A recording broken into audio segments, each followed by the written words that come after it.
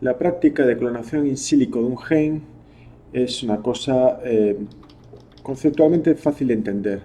Tenemos que amplificar mediante PCR un gen que viene aquí representado en amarillo, un Open Reading Frame, ATG, TA, por ejemplo, y los primers que vamos a utilizar para amplificar este gen tienen que añadir en los extremos una diana para una enzima de restricción.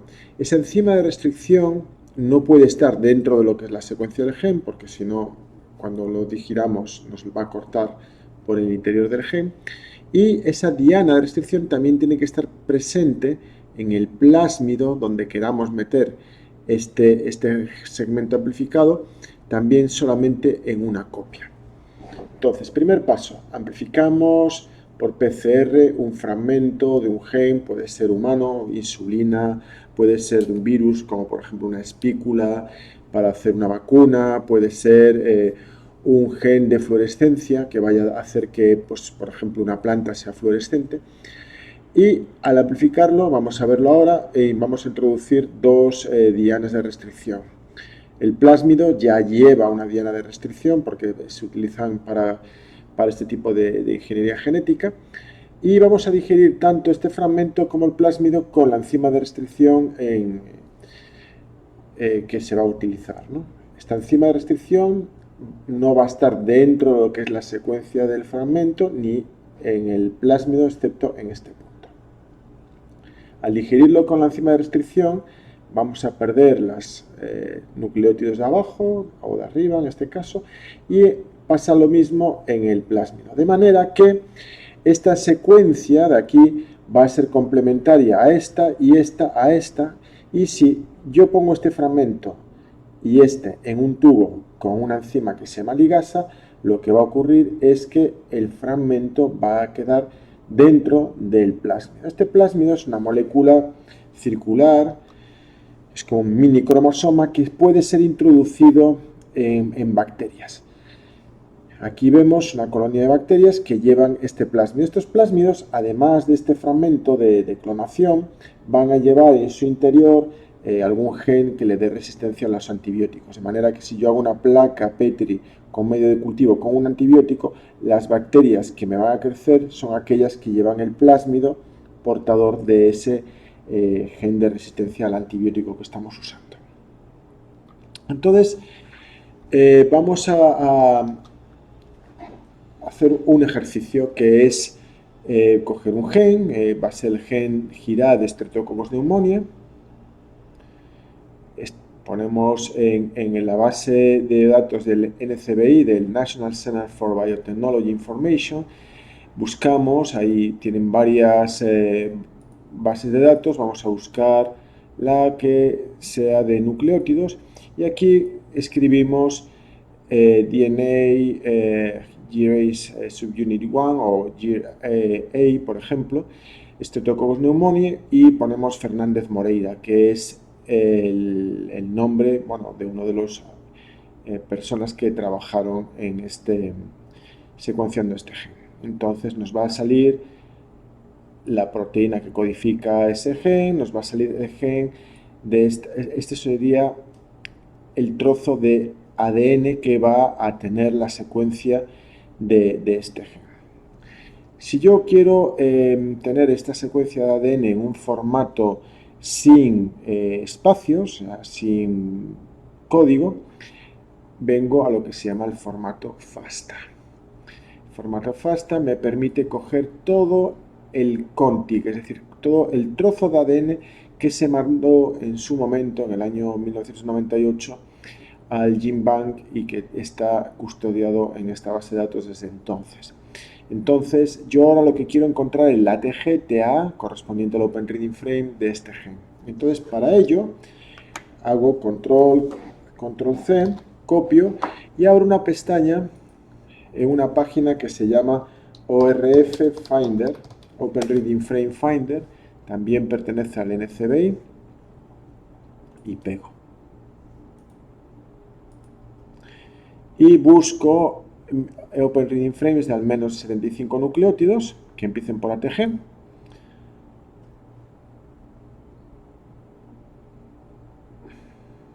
y lo que obtengo, bueno, ha habido un pequeño error a la hora de cargar, ya está. Lo que obtengo es esta secuencia que va aquí en gris, desde este punto a este, una secuencia de 2689 nucleótidos, y vemos que hay distintos Open Reading Frames, es decir, a lo mejor aquí hay un ATG, un TA, aquí hay un ATG, un TA en la secuencia, o sea, en la cadena inversa. Y todos estos podrían ser el Open Reading Frame de mi gen. Entonces, yo lo que hago, por ejemplo, pruebo con este, con el que es más grande, el Open Reading Frame 1, porque tiene, por ejemplo, sé que es una secuencia de 2508 nucleótidos, 835 aminoácidos, es parecido a lo que yo espero. Entonces, por ejemplo, si yo digo, podría ser este, puedo hacer un BLAST.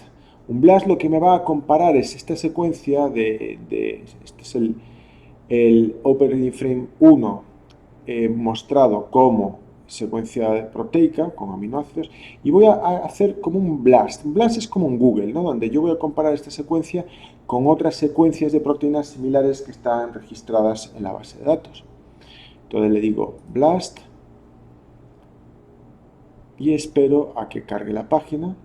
El BLAST lo que nos dice es que nuestra secuencia, la secuencia con la que estamos trabajando, está presente en la base de datos de muchos otros organismos, ¿no?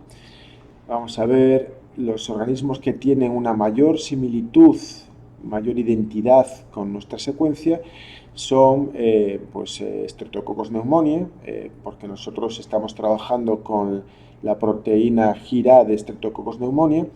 Obviamente se tratan de otras cepas, en este caso la cepa R6, la cepa Tiger 4, la cepa MGAS 315, y el porcentaje de identidad es del 99,5, 99,38, 80,97, es decir, esa secuencia con la que nosotros estamos trabajando, ese Open Reading Frame, efectivamente pertenece a la GIR-A de Streptococcus pneumoniae.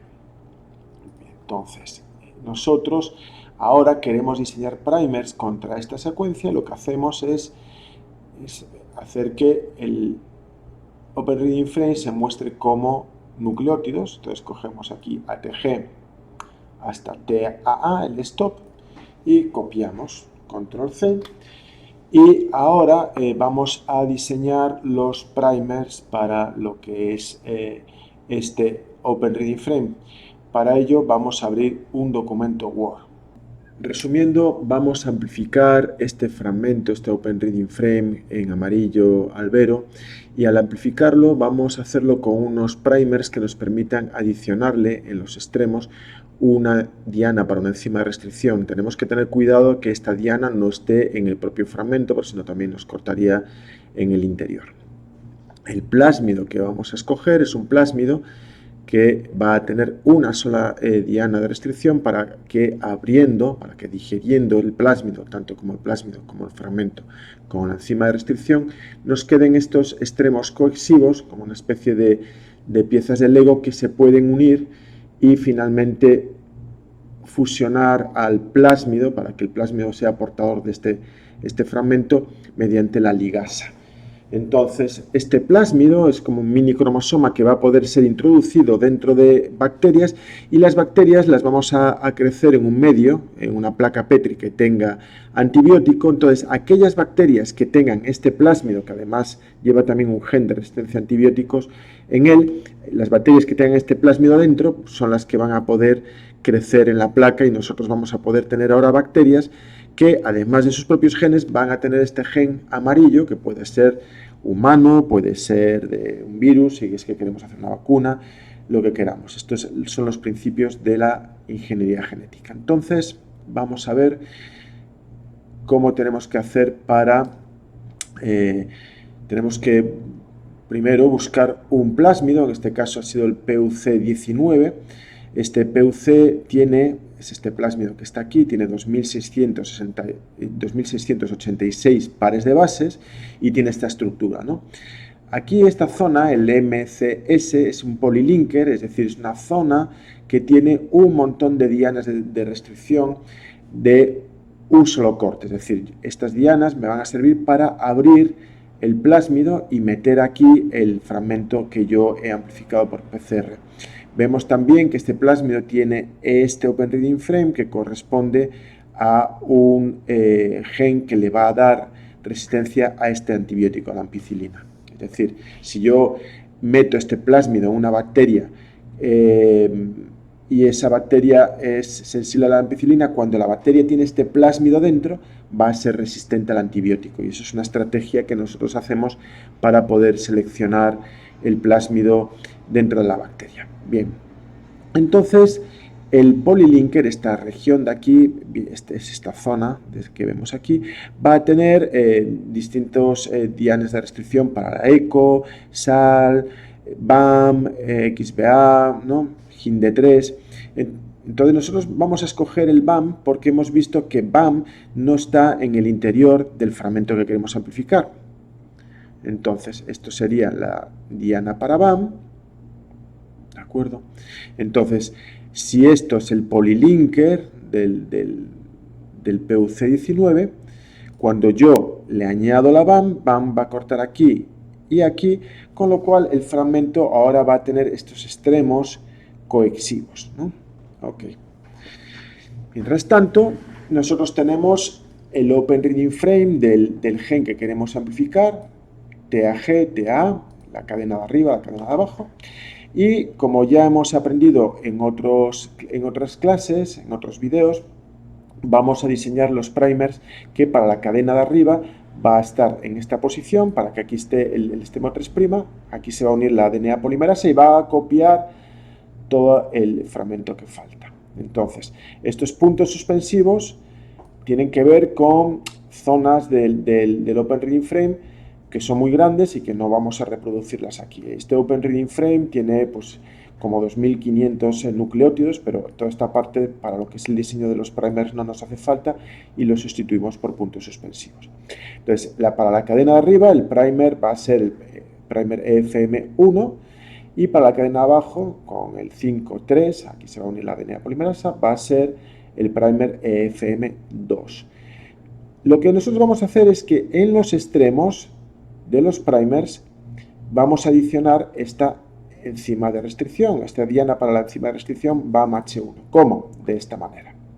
Cuando yo pida a la casa comercial que me mande los primers sintetizados, voy a mandar que en los extremos 5' esté GGATCC, que es la diana para BAM-H1, y estos 4 nucleótidos extra que no tienen otra función que hacer que cuando yo amplifique por PCR y me quede el fragmento de PCR así, estos nucleótidos extra van a permitir que la cadena de ADN, la doble cadena,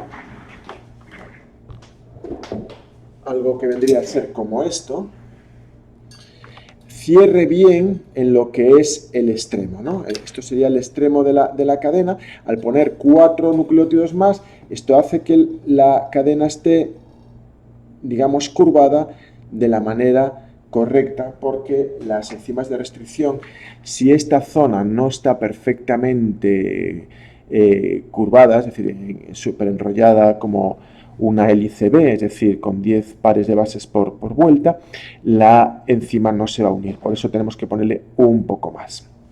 Bien, cuando este fragmento lo digerimos con la BAM-H1, nos va a quedar los extremos coexivos de esta manera, de forma que yo este fragmento, cuando se lo añado a este fragmento, se va a quedar aquí y aquí de esta manera. Y ahora lo que tengo es que, fijaros, esto era el PUC, hasta aquí, y esto sería el fragmento, y entonces en esta parte que había un corte, va a venir la ligasa y va a cerrar el enlace fosfodiéster.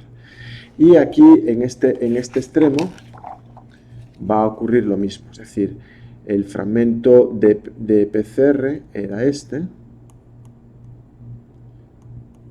Y ahora, cuando se une este fragmento de PCR con el plásmido, la G con la C, la A con la T con la A, la C con la G, se unen por puentes de hidrógeno, pero aquí hay que reconstituir lo que es el enlace fosfodiestre, los enlaces covalentes. Entonces se lo va a hacer la liga, se va a cerrar aquí y va a cerrar aquí, de manera que ahora tenemos que nuestro fragmento va a estar dentro del plásmido como queríamos.